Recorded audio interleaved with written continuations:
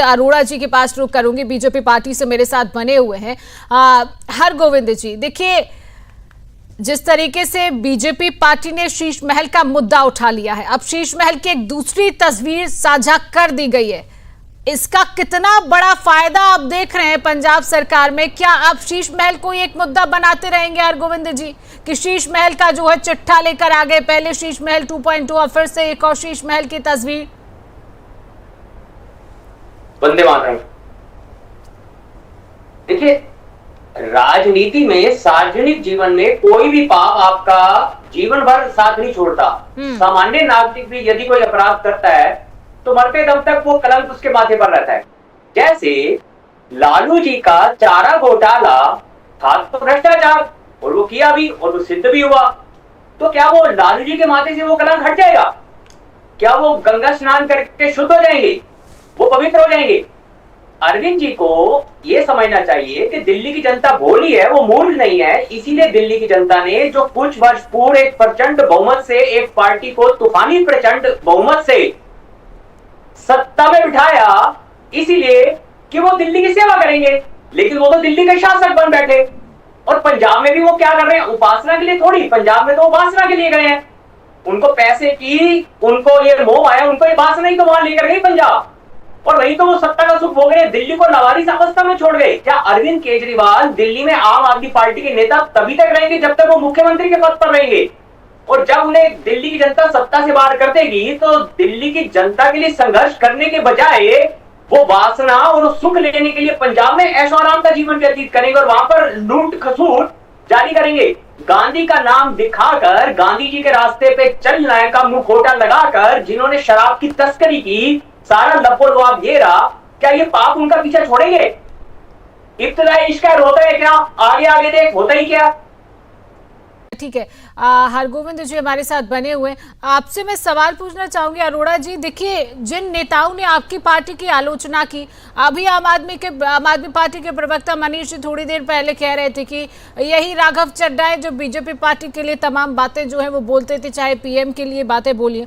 अगर जो नेता पहले पार्टी के लिए बीजेपी पार्टी की आलोचना करते थे, उसके बाद उनको ही पार्टी में शामिल कर लेना, इसका क्या आधार है? हरगोविंद जी जरा बताइए।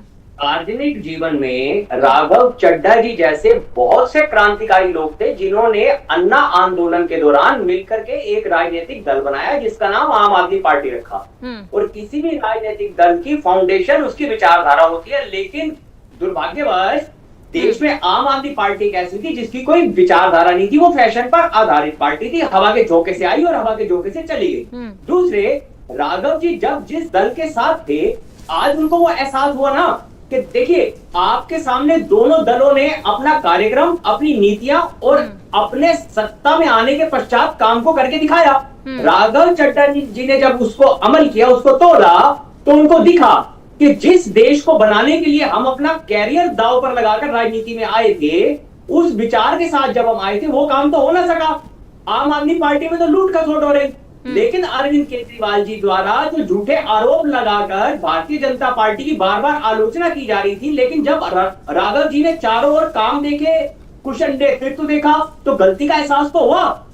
तो क्यों नहीं वो भी देश का भाग्य बनाने में भारतीय जनता पार्टी के मंच पर आए, भारतीय जनता पार्टी के साथ आए? उनका स्वागत है। एक राघव जी का नहीं, देश के प्रत्येक अंतिम पायदान पे खड़े उस व्यक्ति का भाजपा में स्वागत है जो देश के लिए कोई योगदान देना चाहता है, ना कि देश के गद्दारों के लिए। ये वही अरविंद केजरीवाल है ना। जब राघव जी को वहां घुटन महसूस हुई कि आतंकवादियों का समर्थन करना, आतंकवादियों को टिकट देना, तो ये तो उस विचारधारा में नहीं रहा होगा जिसके लिए राघव चड्ढा जी जैसे लोग राजनीति में आए होंगे।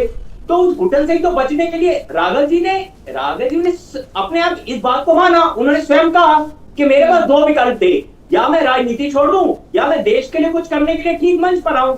तो राष्ट्र के लिए सोचने के लिए राष्ट्रवादी विचार पर ठीक है, आपकी बात को मैं समझ गई हूँ। मनीष जी, सरकार बनाना देश की जनता करिए, आप कान पर धूप देने से वो धूप तो अपने मुंह में ही गिरती है ना। अब कहाँ भारतीय जनता पार्टी का मुकाबला करने चले, देश की जनता के समर्थन से अरविंद केजरीवाल जी के रहमकरम से भारतीय जनता पार्टी बार चुनाव नहीं जीती। देश की जनता के प्रेम, समर्थन और आदरणीय मोदी के नेतृत्व के विश्वास के कारण बार बार भारतीय जनता पार्टी चुनाव मैदान में जनता का आशीर्वाद लेकर आती है और अपनी सरकार बनाती है। मेरी बात सुनिए, आप भी अच्छे काम करते हैं, आपको जनता चुनती, जनता ने तो अवसर दिया था, जनता ने सकारात्मक विकास का अवसर दिया तो मैदान छोड़कर भाग गए। अब आपसे क्या चर्चा करें, जब आपके सेनापति दिल्ली का मैदान छोड़कर भाग गए तो आज उनकी सरकार क्या करेगी? आप बताइए ना, लड़वाते हैं, आपके सेनापति मैदान छोड़ के भाग गए, आपको दिल्ली में लावारिस छोड़ गए,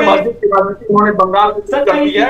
और अब जब इनका पंजाब में कुछ भी नहीं मिला, जब पंजाब में इनके पास पानी की स्थिति नहीं है, तो इन्होंने जोड़ तोड़ की राजनीति गैर संवैधानिक तरीके से राजनीति शुरू कर दी।